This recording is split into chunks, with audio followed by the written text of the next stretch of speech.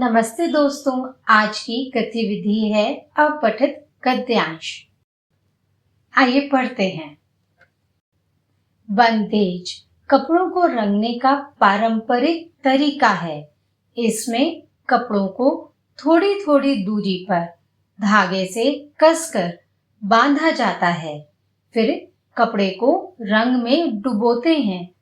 धागा बंधी हुई जगह पर रंग नहीं लगता है, बाकी जगह पर कपड़ा रंग जाता है। सूखने के बाद बंधे हुए धागे को खोल देते हैं। कपड़े पर अलग अलग तरह के घेरे, बिंदु और पट्टियां बन जाती हैं। बार बार बांधने और अलग अलग रंगों में डुबोने से कई रंग के डिजाइन बनाए जाते हैं। बंदेज में कोई भी डिजाइन दो कपड़ों पर एक जैसा नहीं आता है, हर बार अलग डिजाइन बनता है। इसका एक डिजाइन लहरिया के नाम से प्रसिद्ध है। आइए अब कुछ प्रश्नों के उत्तर देते हैं। बंदेज में कपड़े को रंगने से पहले क्या किया जाता है? ए. कपड़े को धोया जाता है। बी. कपड़े को धागे से बांधा जाता है। सी. कपड़े को सुखाया जाता है। डी. कपड़े को काटा जाता है।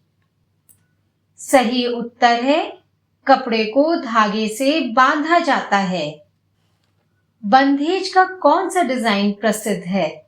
लहरिया, फुलकारी, पटोला, चिकनकारी।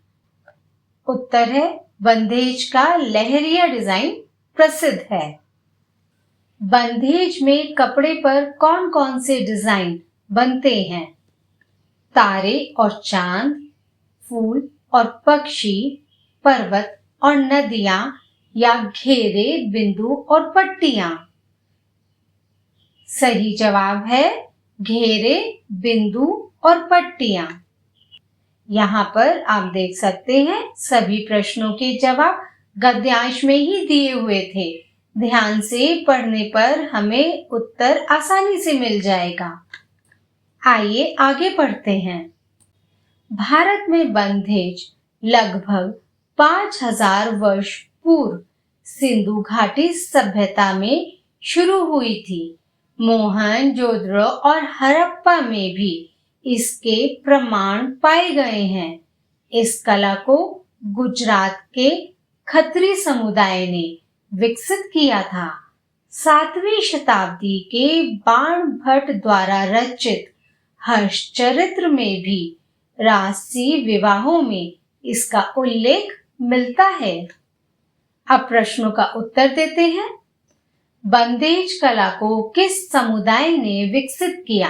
राजपूत, खत्री, मराठा या जाट? सही जवाब है खत्री। हर्षचरित्र में बंदेज का उल्लेख किसने किया है? कालिदास, व्यास, तुलसीदास या बाणभट्ट? सही जवाब है बाणभट्ट। इन प्रश्नों के जवाब भी गद्यांश में ही दिए हुए थे। आइए आगे पढ़ते हैं। भारत के अलावा और भी देशों में बंदेज जैसे कपड़ा रंगने के तरीके विकसित हुए हैं। जापान की शिबोरी तकनीक 8वीं शताब्दी से प्रचलित है। इसमें सिल्क या कॉटन पर डिजाइन बनाते हैं। चीन में यह कला 6ठी शताब्दी में शुरू हुई। इसमें फूलों और ज्यामितीय यानी ज्योमेट्रिकल डिजाइन्स बनाए जाते हैं। यह तांग और सोंग राजवंशों के समय में लोकप्रिय थी। नाइजीरिया, जो कि अफ्रीका में है, के योरुबा लोगों द्वारा अडीरे तकनीक में नील जैसे प्राकृतिक रंगों का प्रयोग कर डिजाइन बनाते हैं। 1960 और 1970 के दशक में यह विश्व में लोकप्रिय हुई। आज भी बंदेज फैशन और डिजाइन की दुनिया में प्रभाव डाल रही है। अब समय है प्रश्नों के उत्तर देने का। जापान की शिबोरी तकनीक किस शताब्दी से प्रचलित है? 6वीं शताब्दी, 7वीं शताब्दी, 8वीं शताब्दी या 9वीं शताब्दी? जापान की शिबोरी तकनीक 8वीं शताब्दी से प्रचलित है।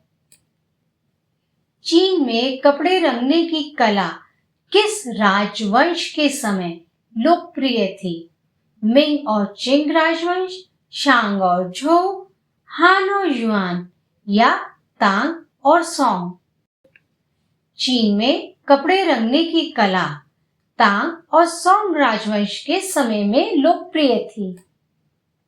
नाइजीरिया में कपड़े रंगने की तकनीक को क्या कहते हैं?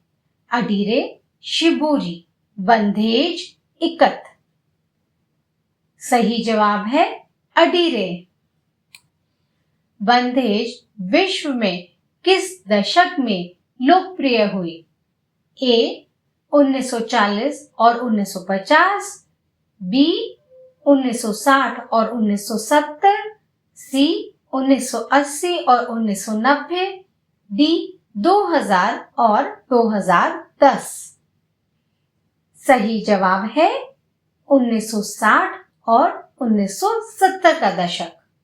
यहाँ पर भी आप देख सकते हैं सभी जवाब गद्यांश में दिए हुए थे। कुछ लघु उत्तरीय प्रश्नों के जवाब देते हैं।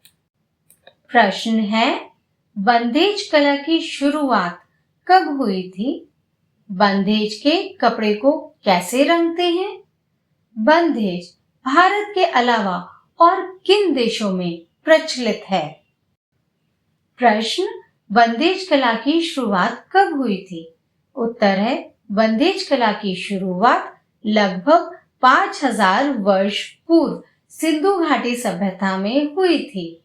बंधेज में कपड़े को कैसे रंगते हैं?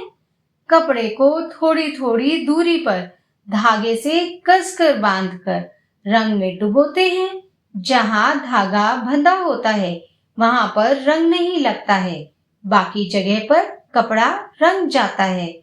सूखने के बाद बंधे हुए धागे को खोल देते हैं। बंधेज भारत के अलावा और किन देशों में प्रचलित है? बंधेज भारत के अलावा जापान, चीन और नाइजीरिया में प्रचलित है।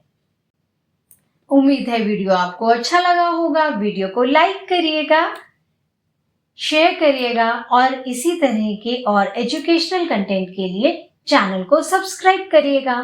धन्यवाद।